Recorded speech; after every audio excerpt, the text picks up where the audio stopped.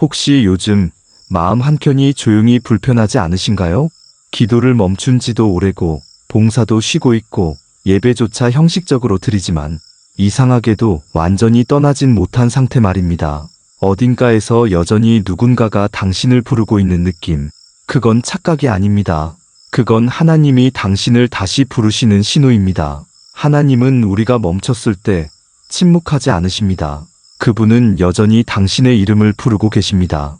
다만 이전보다 더 조용하게, 더 깊은 곳에서 말입니다. 요나의 이야기를 떠올려 보세요. 그는 하나님의 부르심을 외면하고 반대 방향으로 달아났습니다. 하나님께서 니느웨로 가라 하셨지만 그는 다시스로 도망쳤습니다.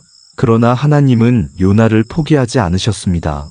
풍랑을 보내시고 바다를 흔드시고 마침내 한 마리의 큰 물고기를 통해 요나를 다시 부르셨습니다. 그 순간 요나는 깨달았습니다. 하나님의 부르심은 한 번으로 끝나지 않는다.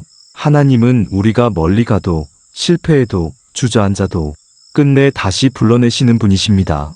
우리의 삶에도 그런 순간이 있습니다. 직장을 그만두고 사람에게 상처받고 교회에서 마음이 다쳐서 이제 그만하자라고 스스로 닫은 그때 하나님은 오히려 그 침묵의 시간을 사용하십니다. 그분은 우리가 식어버린 믿음 위에 다시 불을 붙이십니다. 하지만 그 방식은 조용합니다.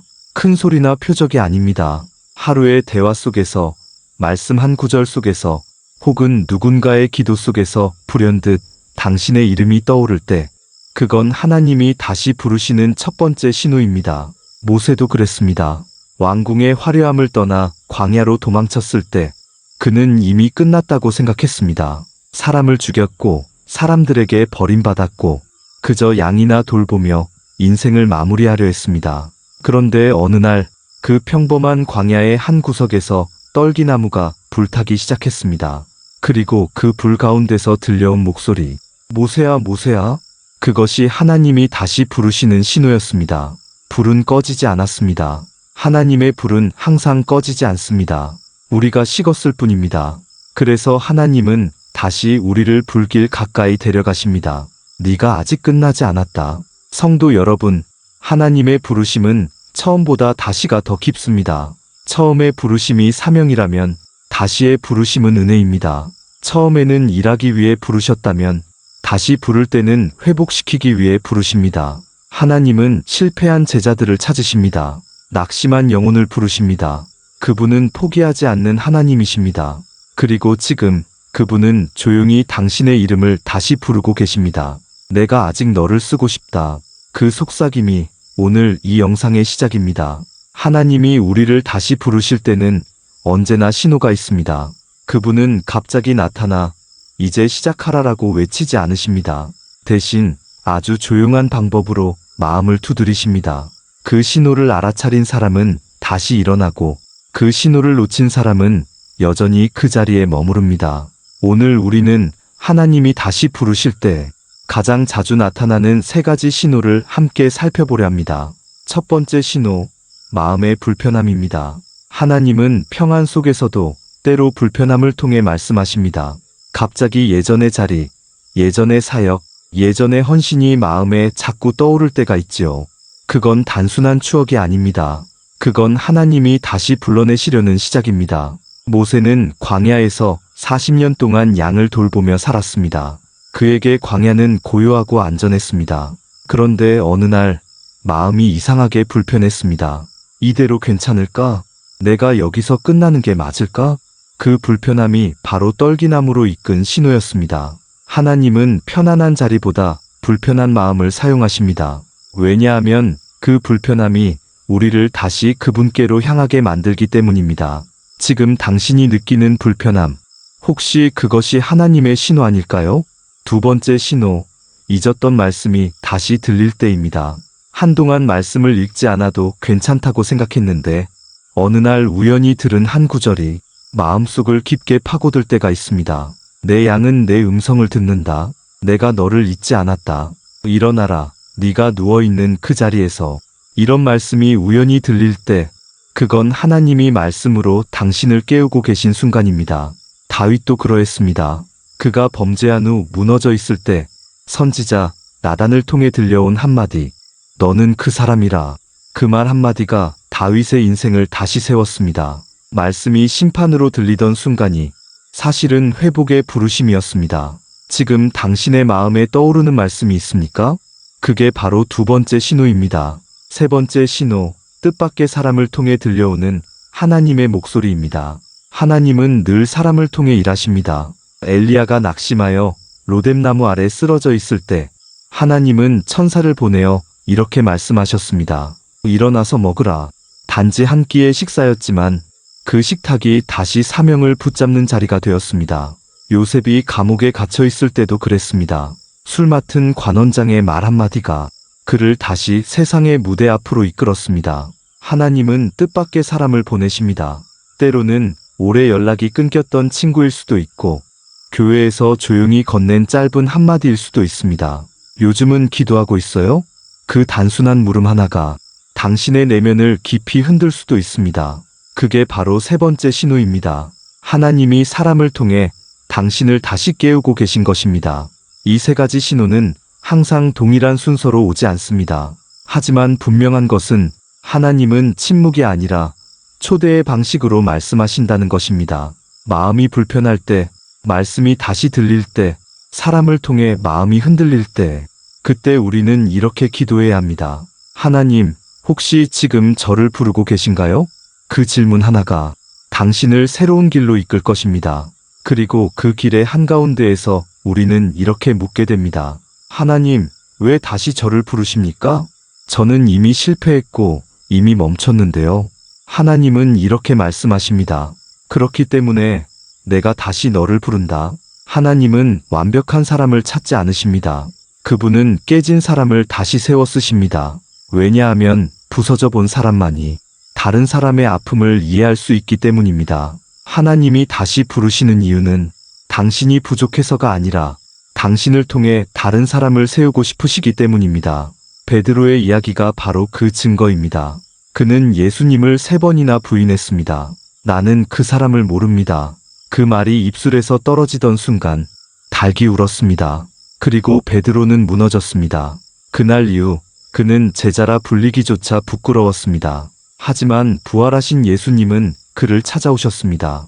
갈릴리 바닷가, 그가 처음 부름받았던 바로 그 자리로요. 그리고 물으셨습니다. 요한의 아들 시몬아, 네가 나를 사랑하느냐? 그 질문은 책망이 아니라 초대였습니다.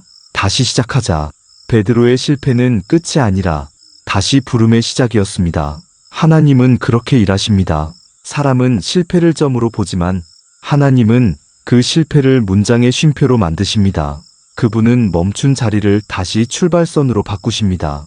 모세가 광야로 도망쳤을 때 하나님은 그를 버리지 않으셨습니다. 40년의 고독 속에서도 하나님은 모세를 다듬고 계셨습니다. 불붙은 떨기나무 앞에서 그의 이름을 다시 부르실 때 하나님은 이렇게 말씀하신 것이나 다름없었습니다. 이제 네가 준비됐다. 그 40년은 버려진 시간이 아니라 다시 부름을 위한 예비 시간이었습니다. 하나님은 기다리십니다. 그리고 적절한 때에 부르십니다.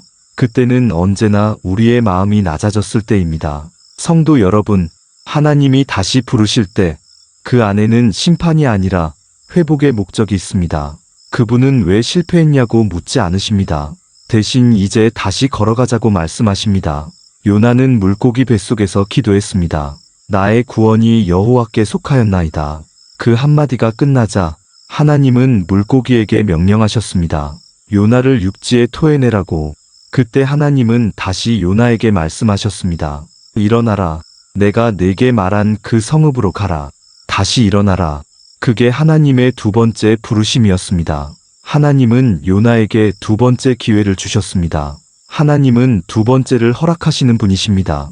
우리는 종종 이렇게 생각합니다. 나는 이미 늦었다. 하지만 하나님께는 늦음이 없습니다. 그분의 부르심은 기회가 아니라 계획이기 때문입니다. 사람이 보기엔 우연처럼 보이지만 하나님은 그 시간을 이미 정해놓으셨습니다. 그러니 지금 이 순간 당신의 마음속에 그분의 부르심이 느껴진다면 그건 바로 하나님의 시간입니다. 하나님은 완벽한 순간을 기다리지 않습니다. 오히려 불완전한 순간에 찾아오십니다. 왜냐하면 그때 우리가 가장 겸손하기 때문입니다. 그때야 비로소 하나님이 일하실 공간이 생기기 때문입니다. 성도 여러분, 하나님이 다시 당신을 부르시는 이유는 단 하나입니다. 당신의 인생을 통해 하나님의 이야기를 완성하시기 위해서입니다. 하나님은 한 사람의 실패를 결코 헛되이 두지 않으십니다. 그 실패는 누군가를 살리는 간증으로 바뀝니다. 하나님은 무너진 사람을 통해 다른 무너진 사람을 세우십니다. 그것이 하나님의 방식이고 그분의 사랑의 깊이입니다. 지금 마음속으로 이렇게 기도해 보세요. 하나님, 제 인생이 멈췄다고 생각했지만 이제 알겠습니다. 이건 끝이 아니라 다시 부르심의 시작이었습니다. 그 고백이 당신의 새로운 사명의 첫 문장이 될 것입니다. 하나님은 당신의 인생을 새로 쓰고 계십니다. 이제 당신은 다시 부르심을 받은 사람으로 하루를 시작합니다. 어제의 실패는 여전히 기억에 남아있지만 이제 그 기억은 더 이상 부끄러움이 아니라 은혜의 증거가 되었습니다. 다시 부름받은 사람의 하루는 다릅니다. 아침에 눈을 뜨는 순간부터 그 마음의 중심에는 이렇게 적혀 있습니다. 오늘도 하나님이 나를 쓰신다. 예전에는 불안과 걱정으로 하루를 열었지만 이제는 감사로 시작합니다. 그 감사는 상황이 좋아서가 아니라 하나님이 여전히 나와 함께 계시기 때문입니다. 사람들은 여전히 같은 세상 속에서 삽니다. 직장은 그대로고 가정의 문제도 여전히 있습니다. 하지만 마음이 바뀌면 세상이 다르게 보입니다.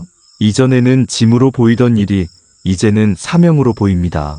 이전에는 버거운 관계였던 사람이 이제는 사랑의 대상으로 보입니다. 이것이 하나님이 다시 부르신 사람의 눈입니다. 하나님은 우리에게 완벽한 삶을 요구하지 않으십니다. 대신 동행을 원하십니다. 그분은 당신이 넘어질 때 실망하지 않으십니다. 넘어진 자리에서 손을 내밀어 괜찮다, 함께 가자 라고 말씀하십니다. 다시 부르심을 받은 사람은 더 이상 혼자 걷지 않습니다. 그 길에는 늘 하나님의 발자국이 함께합니다. 그분의 걸음이 당신의 걸음이 되고 그분의 시선이 당신의 시선이 됩니다. 이것이 바로 다시 부르심의 목적입니다. 혼자가 아니라 하나님과 함께 걷는 삶. 요셉을 떠올려 보세요. 그는 노예로 팔려가고 감옥에 갇히며 인생이 완전히 무너졌다고 생각했습니다. 하지만 하나님은 그 과정을 통해 요셉의 마음을 다듬으시고 결국 이집트의 총리로 세우셨습니다. 그가 형들을 다시 만났을 때 이렇게 고백했지요. 당신들은 나를 해하려 하였으나 하나님은 그것을 선으로 바꾸사 많은 사람을 살리게 하셨습니다. 요셉의 고백은 하나님께 다시 부름받은 사람의 고백입니다. 모든 아픔은 결국 누군가를 살리기 위한 준비였다. 하나님은 오늘도 우리를 그런 삶으로 부르십니다. 네가 걸어온 길이 헛되지 않았다. 이제는 네가 다른 사람을 일으켜라. 그분은 회복된 사람을 통해 세상을 고치십니다. 그러니 이제 주저하지 마세요. 당신이 느끼는 그 다시 시작하고 싶은 마음, 그것이 바로 하나님의 부르심입니다. 혹시 여전히 마음이 두렵습니까? 그렇다면 이렇게 기도하세요. 하나님, 다시 걸을 용기를 주세요. 제 발걸음이 느려도 괜찮으니 주님과 함께 걷게 해주세요. 그 한 문장이 하나님께서 당신의 하루에 숨을 불어넣는 순간이 될 것입니다. 하나님은 당신을 통해 여전히 일하고 계십니다. 당신의 인생이 끝난 줄 알았던 바로 그 자리에서 하나님은 새로운 이야기를 쓰고 계십니다. 이제 그 이야기를 당신의 발걸음으로 써내려 가십시오. 오늘 이 영상을 끝까지 함께 해주신 여러분, 진심으로 감사합니다. 당신이 지금 이 영상을 보고 있다는 것 자체가 이미 하나님이 당신을 다시 부르고 계신 신호입니다. 혹시 이 이야기가 마음의 울림이 되었다면 그 울림이 멈추기 전에 하나님께 이렇게 고백해 보세요. 주님, 이제는 도망치지 않겠습니다. 그 한마디면 충분합니다. 이 영상이 당신의 믿음의 여정에 작은 불씨가 되었다면 구독과 좋아요로 함께 걸어가 주세요. 당신의 한 클릭이 또 다른 영혼을 깨우는 부르심이 됩니다. 다음 영상에서는 하나님이 침묵하실 때 믿음은 어떻게 자라나는가, 그 깊은 신앙의 시간을 다룰 예정입니다. 응답이 없을 때도 하나님은 여전히 당신을 키우고 계십니다. 끝으로 오늘의 한 문장을 마음에 새기세요. 하나님은 실패한 사람을 부르시는 것이 아니라 다시 일어나려는 사람을 부르신다. 그 믿음으로 오늘을 걸으십시오. 하나님의 평안이 당신의 마음과 가정에 가득하길 축복합니다. 감사합니다.